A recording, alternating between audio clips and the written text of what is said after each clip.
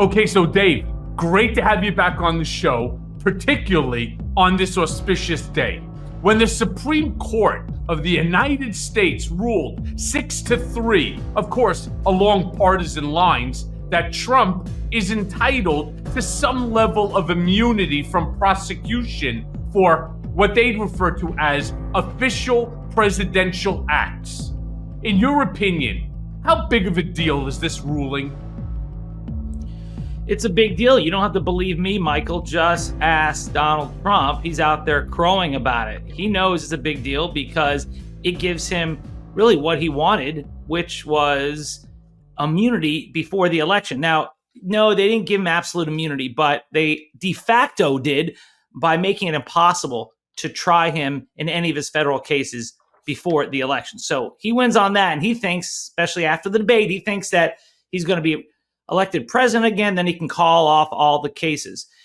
To me, the most damaging part of this opinion is when they said that prosecutors cannot use evidence that they discover, or they can't even get the evidence from a president's like agency, for example, executive agency, and because that's part of his official acts to appoint the attorney general. So you can't use evidence that you collect from the DOJ against the president, even if it involves a crime that's not an official act. So essentially, you are creating a king when it comes to the president's internal communications within his executive department agencies. I mean, this just doesn't make any sense to me at all if you think about it. Now, as you stated, it is not a total victory. But you see, that's the difference between what Trump is doing and what Joe Biden is doing. Like Joe Biden, if this was the other way around, would not be out there running around declaring a complete and total victory. He's even going so far as to make statements that this now exonerates him from the case that was being brought by Jack Smith on the January 6th insurrection. That's not what the decision says. But here's the problem. These MAGA morons that listen to whatever he says, and they then go out, and I'm talking about also members of Congress that are part of that MAGA movement. They are out there spewing this lie. Now I've created the big lie number 2. What needs to be done in order to set this record straight? Because what Donald is telling the people, what he's telling his masses, is not accurate. Well, Michael, you're asking how to communicate to the MAGA audience. You cannot persuade the unpersuadable. So there's nothing that we can do to clear up anything that Donald Trump tells them, because they're going to believe dear leader. So I don't think that's worth it. But you can reach people who are not part of the MAGA world and just show that, number one, the Supreme Court ruled that a president has immunity for any official acts. So it's got to be like a constitutional grant of power, like his power to appoint his attorney general. So when it comes to the Department of Justice, communications between Donald Trump and DOJ officials are sacrosanct. They are not going to be prosecuted, even though Trump allegedly told his DOJ officials like Jeffrey Clark to put out this letter that would then overturn the election by declaring that the election was fraudulent. But nope, because it involves a grant of power from in the Constitution between the president and his executive branch, you cannot touch that. You can't even touch that. So that's pushed to the side. Then they said that you can prosecute a president for personal acts. But in this opinion, the worst part of this opinion also, Michael, is that they don't define what the personal acts are. They said that let Judge Chutkan define it. So that's why Jack Smith can't even go to Judge Chutkan and say, let's get this ball rolling and have the trial just on those personal acts, just on the private acts, because the Supreme Court didn't say what the private acts are. So that's why this whole thing is a big cluster where it's going to be slowed down. There is a silver lining, though. Judge Chutkan is going to have to do a lot of fact-finding now to separate what are official acts from unofficial acts.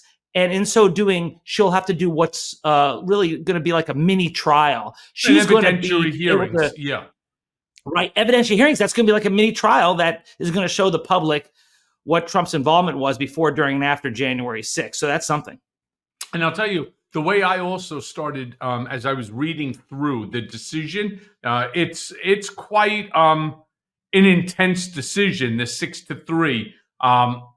It also appears to me that the Supreme Court extended the presumption of immunity to the president on virtually everything.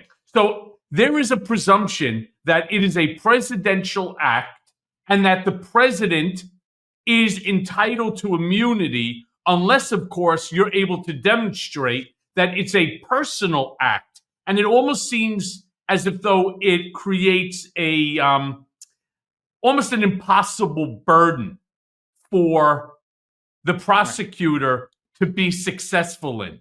Did you see it the same way? It's very difficult because to overcome the presumption, you don't do it by showing overwhelming evidence of a crime. You do it by showing how, by overcoming the presumption, it would not damage the institution of the presidency. You know, it would not mess up the president's day job. So this shows you where the Supreme Court's head is. It's not in holding a president accountable. It's not in upholding the rule of law. It's not saying that no person is above the law. It's protecting the presidency. It's to make sure the presidency is vibrant, energetic. That's like the kind of wording they use. It makes the imperial president a reality where it's closer to a king today than it was yesterday. So, David, if hypothetically Donald catches you on this podcast and all of a sudden he becomes insanely angry with you and you move up to the top of the, we'll call it critics list, the hit list, right? The Trump hit list. And now he goes ahead, and these are his words, not mine. He brings in SEAL Team 6 to bag and tag you, throw you into prison, or execute you. Now, most people are saying it's a little hyperbolic, it's a little outlandish, and so on. It almost appears to me as though this Supreme Court ruling gives him the ability to do that because he will make the argument that you, David, going on this Mea Culpa podcast or going on television and speaking critically of the president, that you have now opened yourself up to demeaning the presidency, which is making it harder for him to do his job, right? Assuming, God forbid, a million times that he wins, that you're making it harder for him to do his job and creating a national security risk for the country by being critical of him. Therefore, he has the right within which to take the actions that he wants. Am I reading this thing right if you expand it to the nonsensical? You know, the problem with that scenario is that he would have a presumption of immunity here, and it would be up to the prosecution to overcome it. Now, his ability to employ and deploy SEAL Team 6 is within his official duties, but the mission of using it to kill a political enemy, that would be a private, a personal mission. And so that's maybe why yes, maybe no. Maybe yes, yes, maybe that's right. no. But that's why this new standard by the Supreme Court is so difficult to use.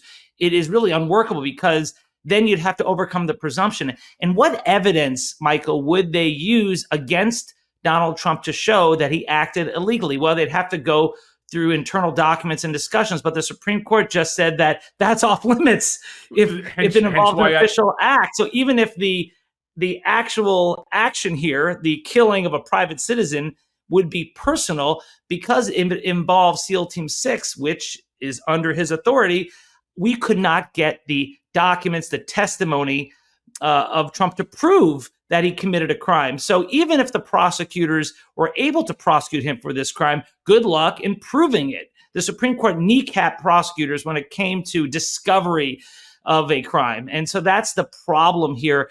It's not just that they gave the president absolute immunity essentially for official acts, but they really made it a lot harder for prosecutors to discover and use the evidence that they're able to gather against him. So look, Eric Holder, former Attorney General, argued that the Supreme Court is giving presidents free rein to commit crimes so long as they act within their constitutional authority. Do you think that's true? Or is there any good reason to give the president that much power?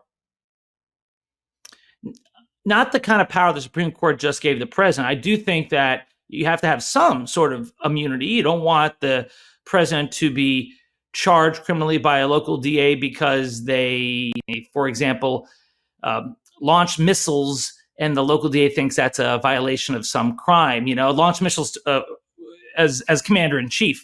So there are some circumstances where you want the president to be immune from prosecution. But here they have erred on the side of protecting the president. And I think that created a situation where it looks like you have someone who's now above the law. And I am troubled by it. So I can understand why people like Eric Holder are troubled by it. But also the rules that they establish are really unworkable. It's so confusing and convoluted that now Judge Chutkan is going to have to engage in this fact-finding. And then Trump is going to appeal that. So by the time any of these things go to trial against him, if he loses the election, it could be like 2026. So the Supreme Court did him a real favor today. Yeah, except, look, in another 11 days or so, Trump is going to be sentenced for the 34 criminal violations that the Manhattan District Attorney and the jury found him guilty of. So who knows for that one? But I want to ask you as a follow-up question. So the Supreme Court just made this ruling. Why then doesn't Biden have this power right now? Why is it everybody is speaking as if though this power only comes into effect after November, after the election, after January, when the next president gets sworn in, whether it be Biden or Trump? Why doesn't Biden have that power right now? He does, but because he's Joe Biden, he's not going to abuse it. And that's the difference between a normie president and someone like Donald Trump. We've never had a president like Trump before. And so there's no one who thinks that Biden would actually have his political enemies assassinated, call out SEAL Team 6. Now, actually, this could benefit Biden afterwards if Trump returns to power and then his sycophants decide to try to prosecute Joe Biden. This would protect Joe Biden, ironically. So you could see that benefiting Joe Biden. But, no, look, here's another example, Michael. It doesn't protect Hunter Biden. That's correct. It doesn't protect Hunter Biden or others. And that's what Trump keeps talking about. But that's what Trump keeps talking about. The Biden crime family, and he constantly invokes Hunter Biden's name into everything. So, while Joe Biden, would of course have this benefit until Trump changes it, right? If God forbid he becomes president. But nobody else in the Biden family would be safe. That's true. That is true. So yeah. So this only goes so far. Mike, I wanted to talk about the pardon power, if I could. The pardon power is found in the Constitution, so that is a power that would be part of this immunity because the president gets pardon power. But what if the president gives out pardons in exchange for bribes? Well, under this new ruling, the bribes themselves could still be prosecuted because that is not an official act. That's using your official power to do something that is for personal gain. And so because of that, the Supreme Court said, yes, you can prosecute the bribery, but here's the rub. You can't then discover through testimony or documents from the agencies that would be able to prove that Donald Trump or whoever used the pardon power corruptly. You wouldn't be able to get those documents because that would be immune. So instead, you'd have to just find it in another way through hearsay, which of course is inadmissible, or through public records like newspaper articles to find out if a bribe actually occurred. So again, it cuts prosecutors off at the knees, whereas you can prosecute bribery in exchange for pardons, But in effect, not really. That's where Amy Coney Barrett actually dissented from the 6-3 majority. She wrote a separate opinion. She dissented from that section. It was 5-4, but it shows you how crazy, how extreme this opinion was. So let's say, let's just play this out for 2 seconds. So hypothetically, God forbid, Trump wins in November. There's still 60 days before which the transfer of power takes place.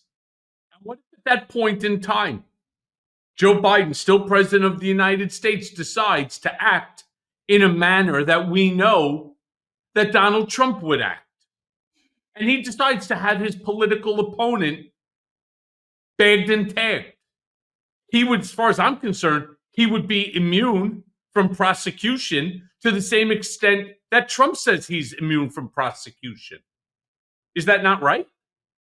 Well, Trump says he's immune from prosecution, but he's not immune. This is going to go to trial if he's not back in the White House. This is going to go to trial. The D.C. election interference case, it's up to Judge Chutkan to separate the wheat from the chaff.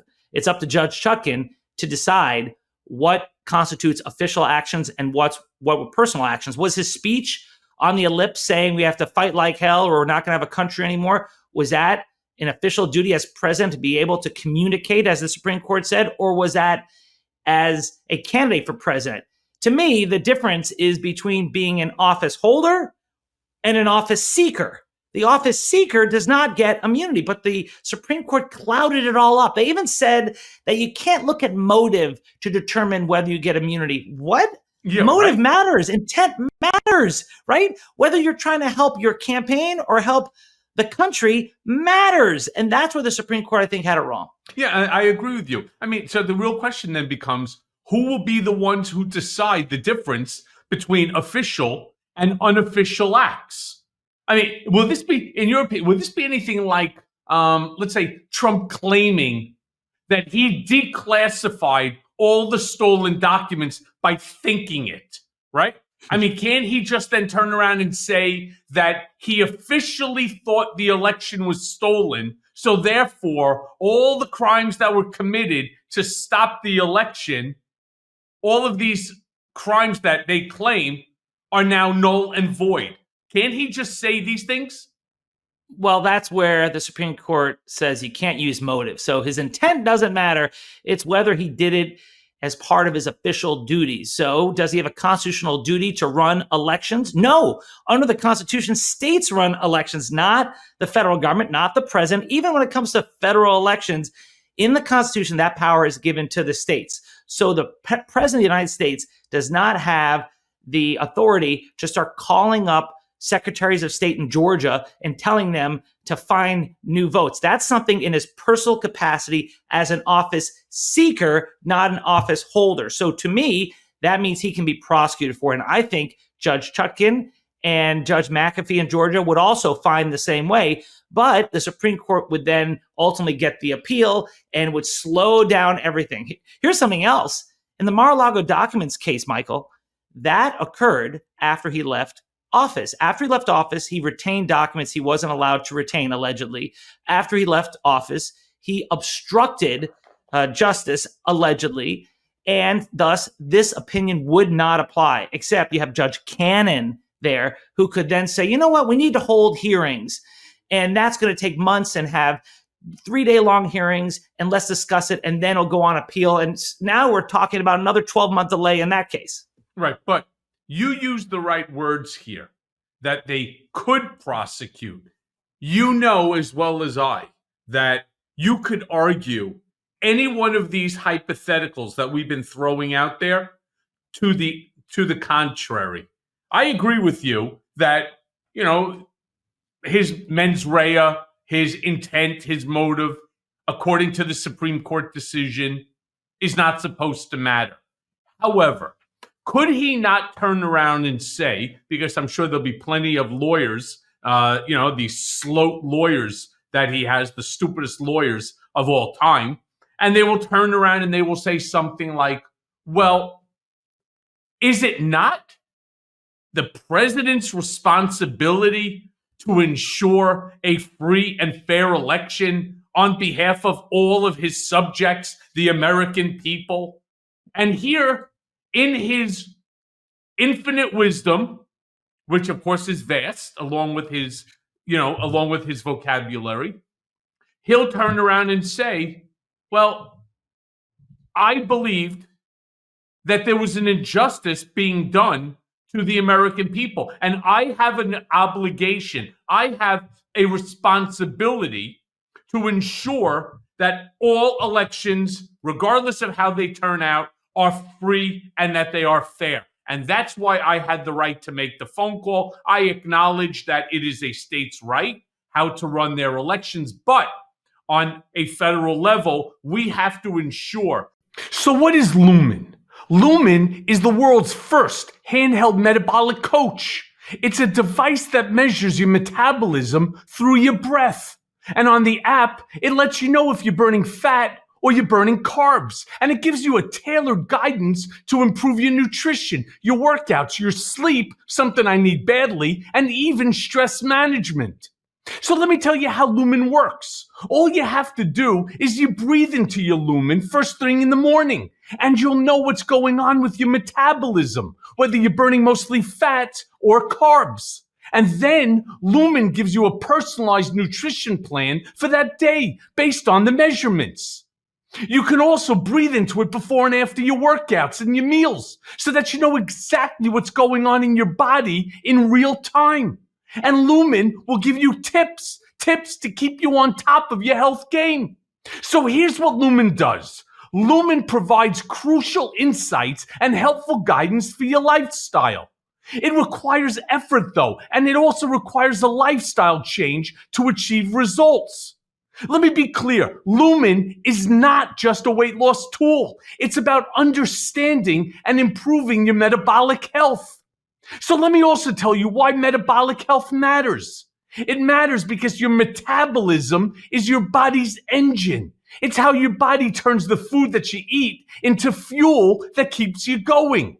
Because your metabolism is at the center of everything your body does, optimum metabolic health translates to a bunch of benefits, including easier weight management, improved energy levels, better fitness results, and better sleep. Lumen gives you recommendations to improve your metabolic health. It can also track your cycle as well as the onset of menopause and adjust your recommendations to keep your metabolism healthy through hormonal shifts so that you can keep up your energy and stave off cravings. So if you want to take the next step to improving your health, go right now to lumen.me/Cohen to get 15% off your Lumen. That's LUMEN.me/Cohen for 15% off your purchase. And thank you, Lumen, for sponsoring this episode.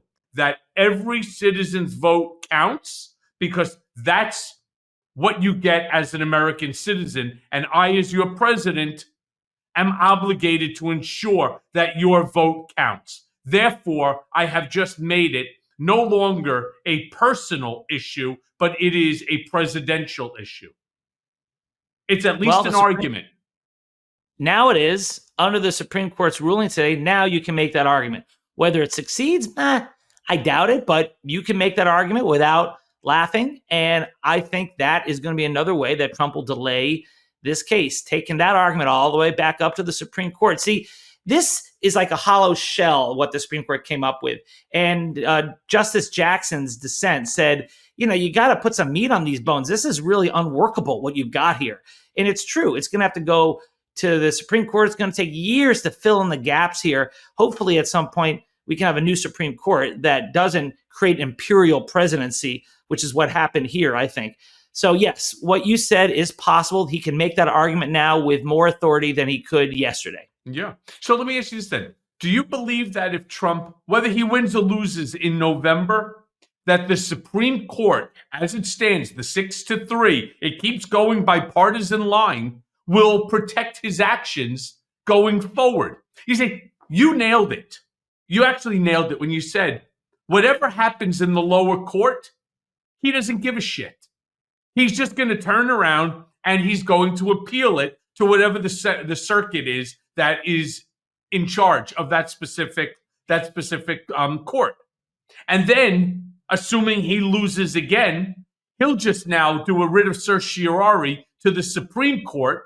And my question to you is, do you think that they'll protect his actions going forward, whether he wins or he loses? Because so far, the way I see it, they have done everything so far to protect him, including dragging out this decision to the absolute last day. Michael, it depends on what the question is to the Supreme Court, because we've actually seen that this court has rejected Donald Trump, including the 3 justices that he himself appointed. When he went to the Supreme Court to get the election overturned, they wouldn't even allow him through the courthouse door. When he went to them to protect his tax returns from being released to New York, they rejected him. When Trump went to the Supreme Court over the January 6th committee and to protect internal White House documents from being turned over to them, the Supreme Court rejected him. So there are several examples how the Supreme Court has rejected the guy who appointed 3 of them and who is their ideological compatriot. But it depends on the issue. We also saw this same Supreme Court jump when the Trump campaign asked the Supreme Court to get involved and let them on the ballot in Colorado and other states. They moved with great speed, right? And then when it came to this, where Jack Smith said, hey, we need to try this case before the election. Can you please intervene, Supreme Court, to get this out of the way? This was this last December. The Supreme Court said, no, we're not going to intervene yet. And then months later, they did put their thumb on the scale. And now that DC case cannot be heard before the election. So you have every right to believe the Supreme Court has been politicized. But I just want to give you some counterexamples to say that it depends on what the question is before them, because they have sometimes acted against Donald Trump's interests. Yeah, well, okay, I can see that. That's true. Now, what if President Biden decides that the justices have subverted the rule of law and that our democracy, with this ruling, is so bad for it and officially rejects it? Or even better, what if Biden expands the court without the consent of Congress? Would it be within his presidential rights to do so? I don't think that would be within his presidential rights, because that's not found in the Constitution that the president creates the number of the Supreme Court. The Congress can expand the court or reduce it. There's no magic number, but there's nothing in the Constitution that says that the executive branch has such authority over the judiciary. So he couldn't do it himself, but he could also say, you know what, I'm going to ignore the Supreme Court, because the executive branch, the responsibility of the executive branch is to enforce the law. It's the judiciary's responsibility to interpret the law. So the president could say, you know what, I'm not going to enforce this law. That's within my constitutional duties. And as such, put me on trial for it. So, that could happen. But we know that Joe Biden would never do that. And that's the difference. So when people say, oh, the parties are just the same, they're both equally bad. Really? There's one person who actually believes in the rule of law and the other person who's been undermining it. Right. Well, that's a real problem. It's a real problem. One guy's come to the fight with a battle axe, right? With a piece of wood with nails coming out of it, like that, the ancient battle axe. And the other guy came in, with a fly swatter. And a lot of people are really, I'm hearing from fellow Democrats who are really pissed off right now, because they're saying, this Supreme Court, with the additional 3 voting on the partisan lines and so on, that this decision is so dangerous to the future of our democracy that Biden has to step up and do something before we lose our democracy. That if Trump gets into office, that all the things that we're talking about right now will never be allowed to be spoken ever again. Especially anything that's critical of him. It will be like the way that in Russia, state-run media is controlled, like with the newspaper Pravda, which means truth. There's not an ounce of truth in that newspaper or on their television, because God forbid you say the wrong thing about him, you get thrown off the top of a roof. Now what? Well, True Social. That truth is in the name. True Social. Right. So, yeah, I get it, Michael.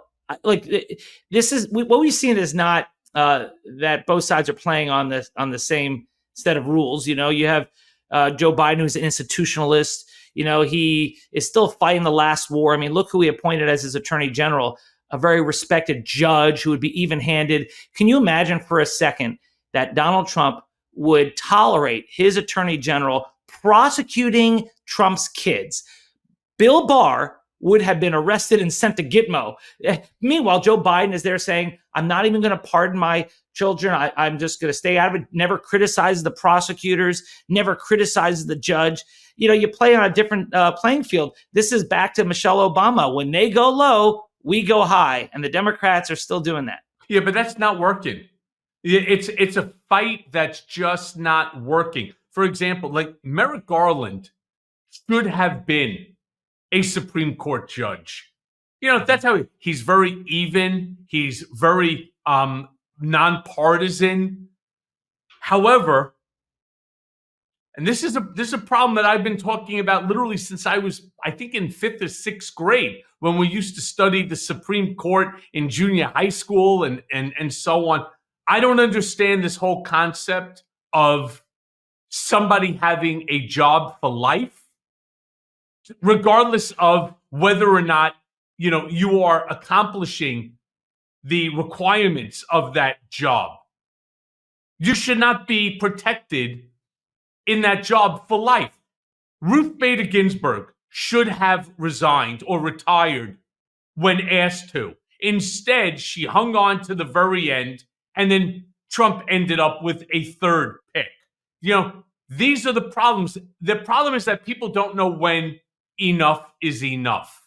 And a lot of people are now saying the same thing inaccurately about Biden. You see, the funny thing is he's actually doing a great job as president of the United States.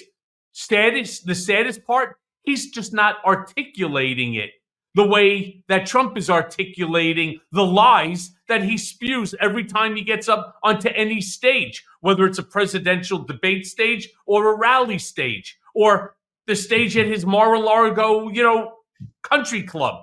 I mean, whatever he says is a lie, and there's just not an equal and opposite force in order to negate it. And that's the problem. The lie is becoming the truth. So what do we do?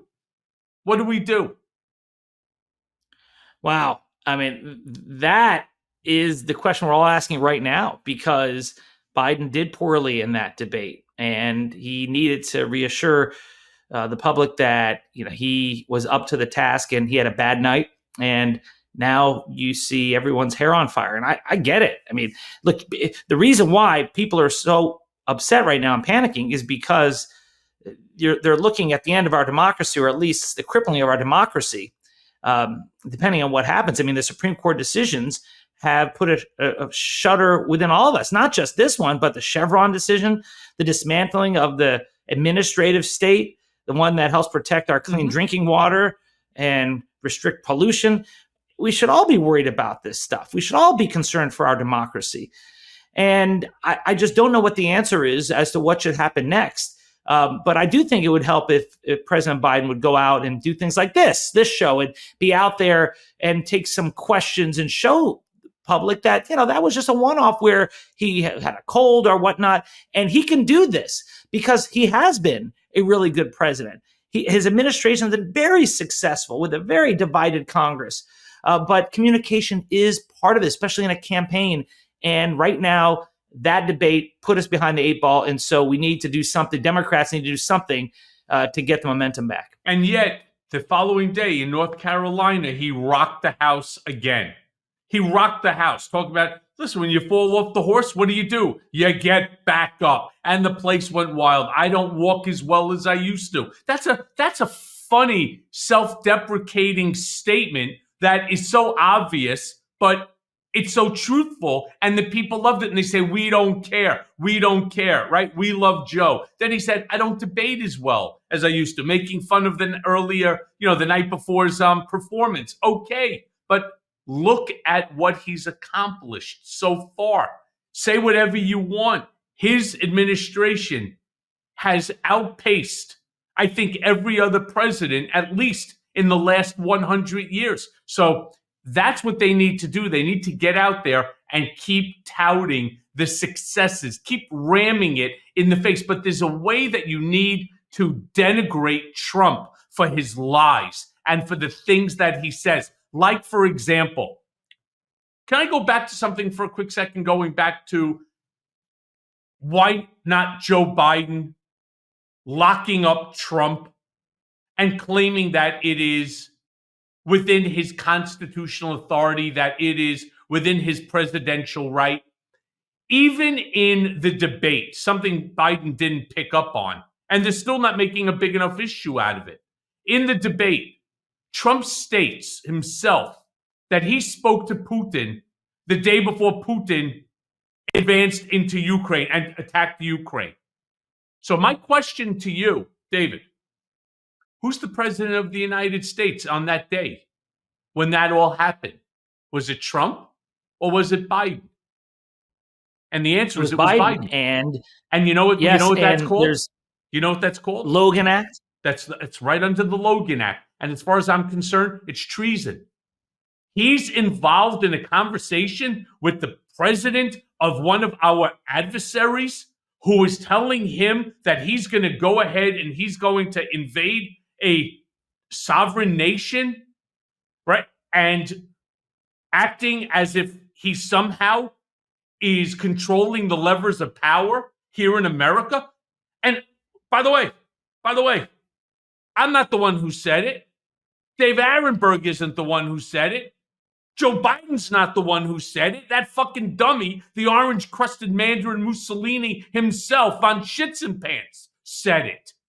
He said it on television before the entire world. And nobody's running with this. It is part of the separate standard that Donald Trump is judged by, where he can say things that no one else. Can you imagine if Joe Biden, the roles were reversed, and Joe Biden said, yeah, I just called Putin the day before he invaded Ukraine and Trump was president? It would be like a triple Benghazi on Fox News. People would freak out. But, this is like, remember the Red Sox? This is Manny being Manny. That's the view towards Donald Trump. It's Trump being Trump, and he's able to say things that would destroy any other political candidate in their campaigns immediately and possibly lead to worse consequences. And one of the things that I've been saying now, and I reached out to the Biden camp to express to them, we all had heard Donald turn around and say that, on day number one, he intends to be a dictator. He wants to bring in SEAL Team 6. He wants to execute former Joint Chief of Staff Mark Milley for disloyalty, for treason. He wants to go after the Biden family. He wants to lock up all of his political opponents and critics, including the president of MSNBC, including yours truly. I want to be clear about something. When you make a statement that it's just Trump being Trump and it's just, the hyperbole of Trump and his bravado, I want to remind people right here and right now, and it doesn't get enough attention, that Donald Trump had me unconstitutionally remanded back to solitary confinement because I refused to waive my First Amendment constitutional right. That's not Michael Cohen saying it. That's federal Southern District of New York court judge Alvin K. Hellerstein who said it.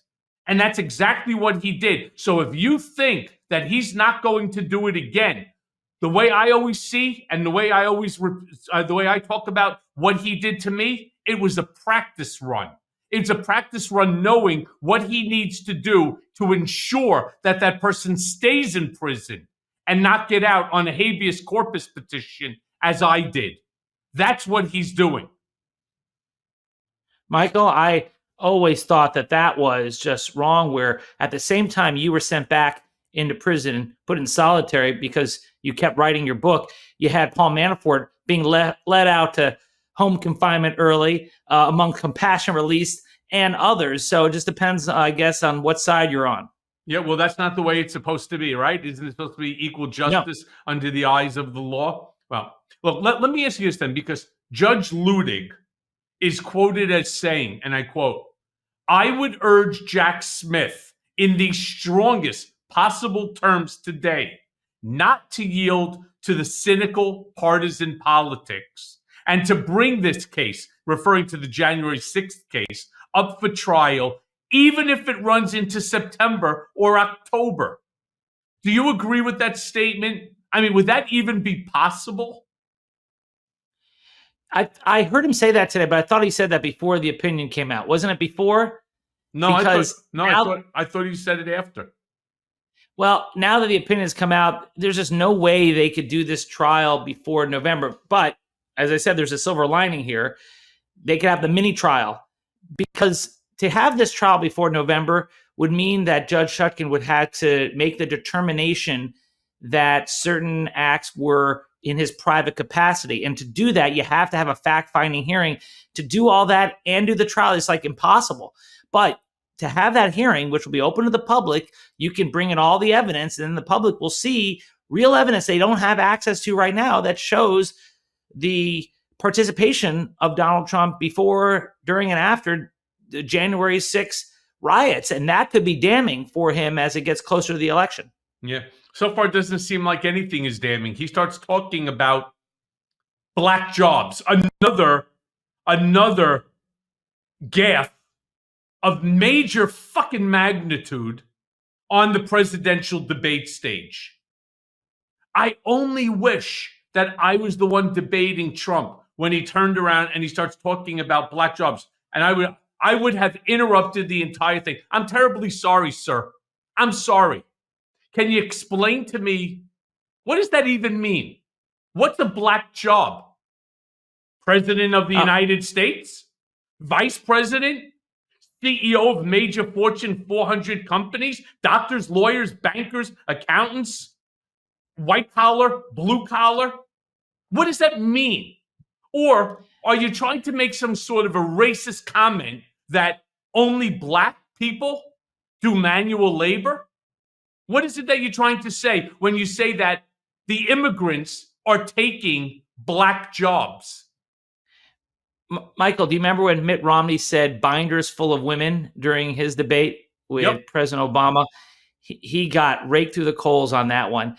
And here, this is worse. And it's funny, you and I think alike on this one, because when you said nothing seems to stick, I immediately thought of the black jobs comment, because that one may not be talked about in mainstream media as much. But from what I gather in speaking to friends, it's within the black community that seems to be something that has really hit a nerve, because it was, he was talking about these migrants with low-end jobs taking black jobs. And that, I mean, boy, that sounds really offensive to me. And I think a lot of people would find that very offensive. So that could be, after all is said and done, perhaps the biggest repercussion from the debate, because Trump was doing better amongst African-American voters than he had previously. And there was talk that Biden was starting to slip when it came to black voters. Well, after that comment, I wonder how that will change their trajectory. Well, what do you mean? It sounds like, racism. It's as fucking clear-cut racism as you can get. I mean, the only thing worse would have been him to start spewing out the N-word. I mean, for God's sakes, it is the most racist thing I've heard. And I see because I'm on all the social media platforms, from TikTok to YouTube to X. I have seen more black activists, from actors and actresses to CEOs to you name it, just average Joe and Jane people, turning around and saying, "I'm an accountant." And it's a black man. He goes, "I'm an accountant." He goes, "Are they coming for my job?"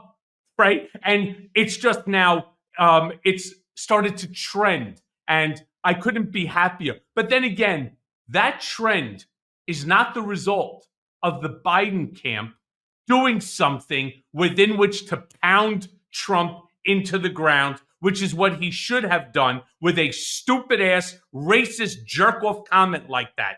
Biden should have been all over that in the debate. In fact, I'll tell you, not that Joe Biden needs Dana Bash or Jake Tapper to save him. But the fact that as moderators, they didn't say something about that, as a moderator, I'm sorry, Mr. Trump, can you just please explain? You brought up the term that immigrants are taking black jobs. Can you please explain what you mean by black jobs?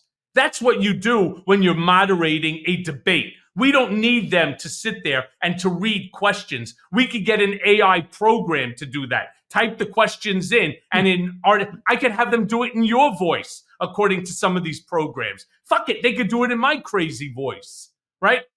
And they can change the voices of everyone for every single question. They should have turned around and asked. That was a mistake to have rules of the debate where the moderators could not fact check or at least ask pointed follow-up questions.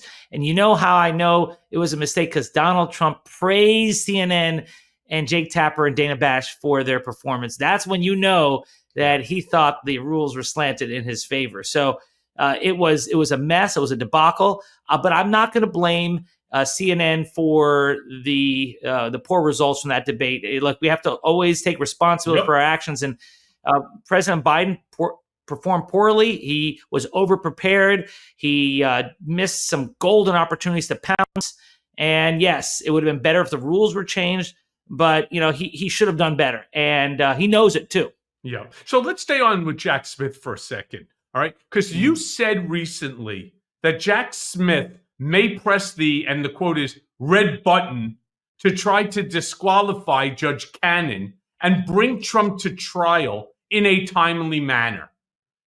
Was that just hyperbole on your part, or do you actually think that Smith can actually get the appeals court to assign a new judge? Oh, no, I think that once Judge Cannon issues a final order on something, then Jack Smith can take that to the 11th Circuit on appeal and then ask for her removal. But it has to be a terrible decision on final order. So far, she's made some bad decisions, but she hasn't given them out as a final order. Case in point, the jury instructions she suggested that the parties discuss, which could have been written by Donald Trump himself. These are the most slanted jury instructions that adopted his view of the Presidential Records Act. And it was totally contradictory to the law. And Jack Smith howled in dismay. And that's when Judge Cannon said, well, it's not a final order. I just want you guys to discuss. So she knows that as soon as she issues that final order, Jack Smith's going to take her up to the 11th Circuit and she can get removed. And this is a reason why she has been so slow in acting, because she's caught between upsetting Donald Trump, which it looks like she doesn't want to do, and getting repudiated again and removed from the case by the 11th Circuit. So that's why Jack Smith, as I've been using the term, has been in a state of dilatory purgatory. But if she does rule, once she does, then Jack Smith, I think, will take her up to the 11th Circuit on a bad ruling that she makes. But you know how you know that Donald did not write the jury instructions? It's not written in crayon. All right. And yeah, it's just not, right? So do I think he even had his hand in it? No, but I'm certain that his people did. There's no doubt in my mind. They already know what it is that he wants. And these sycophants, they're just willing to throw. Look how many people have thrown their lives away, all in, fealty to the king, to the supreme leader, to the monarch, the dictator, the Führer, whatever you want to call him. I mean, let's talk about one today. The jerk-off Steve Bannon went to prison today. He ended up checking himself in to FCI, Danbury, Connecticut. And not that it's any consolation, right? But at least it shows that law and order, to some extent, still exists in some parts of the judiciary. I mean, I guess my question is, will this ruling by the Supreme Court give conservative judges all over the country the green light to subvert the law in favor of conservative values? Well, it was, I think, a positive sign for the rule of law that Steve Bannon is now wearing an orange jumpsuit, and Peter Navarro has been in prison already for some time for the same offense. Those are good things for our country. And Alan Weisselberg is finishing up his sentence over at Rikers. There you go. So when people say there's never any accountability, no, there has been. Not by Donald. That's true, although he was found guilty of 34 counts in New York. So there's that, and that's going to be the only case that goes to trial of the 4 hovering over his head criminally. But he's also been found liable by juries in New York and by a judge in New York, Judge Ngoron, for various matters, including the sexual assault of E. Jean Carroll. So, you have all this stuff out there, and the big question is then what's going to happen now this ruling is out there. I do not think that this ruling will have a big impact on other judges. I think this ruling will have an impact on the D.C. election interference case.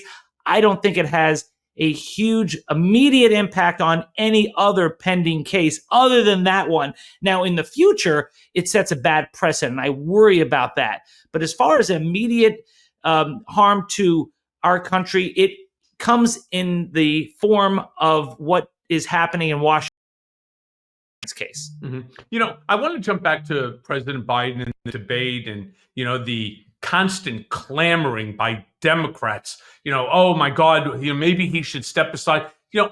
All things considered, what do you think that President Biden should do? Because I'm sure that he is, because he's a decent, good man.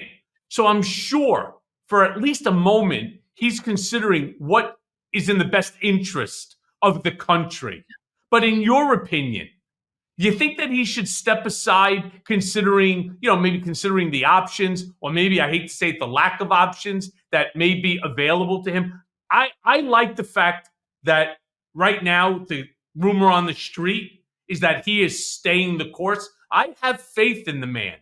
And I don't care if he walks quickly or not. I don't care if he mumbles. I don't care if he stutters. I'm watching to see what's coming out of D.C., and I'm pleased with it. What's your opinion on this?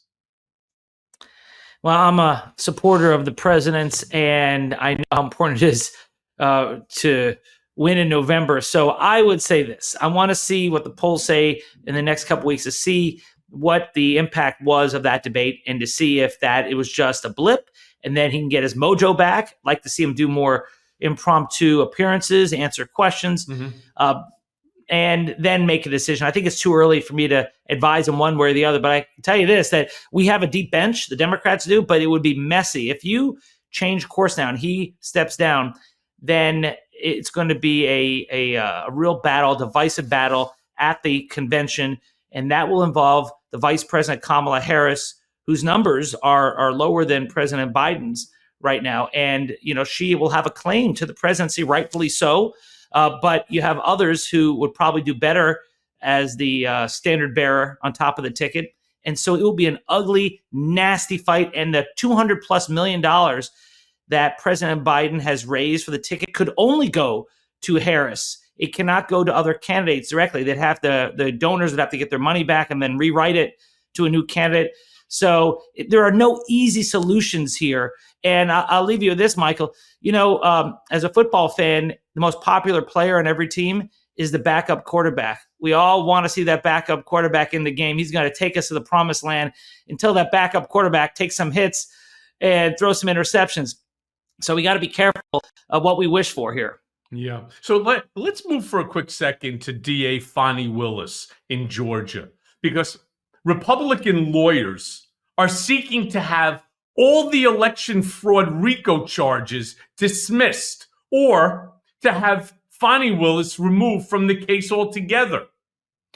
As an alternative remedy, Trump has also asked the appeals court to throw out the case completely. What do you see happening in this case? This case, to me, is so infuriating because, like what I've been saying all along in the Manhattan DA case, and I told everybody, this case will go forward. It will be the first. In fact, I think when the last time you were on my show, we talked about it, and I told you it's going forward and Trump will be held accountable because it is a clear-cut documentary and testimonial case.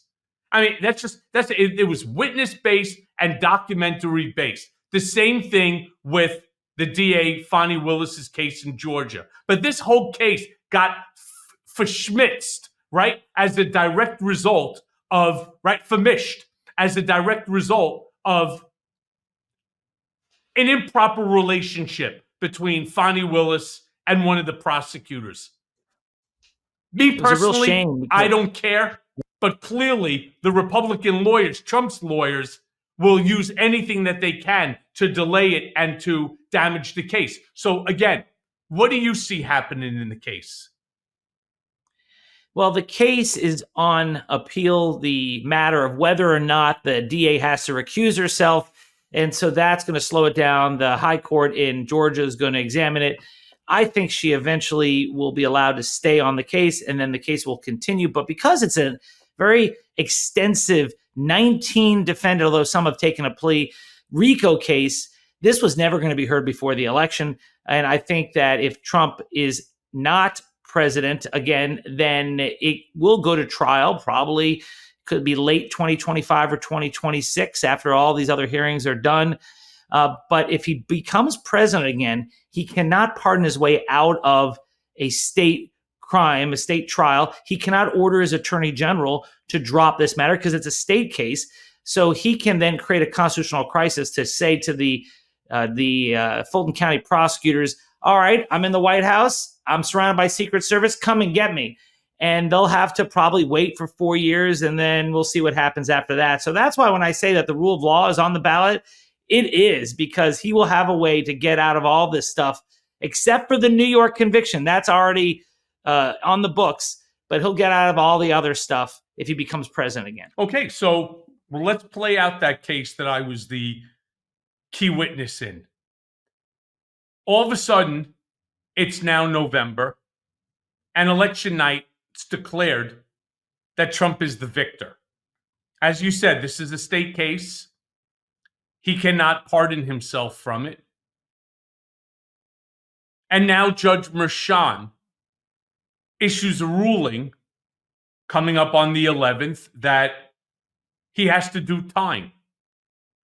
He has to do time, 18 months, right, for his crimes, for the 34 guilty convictions.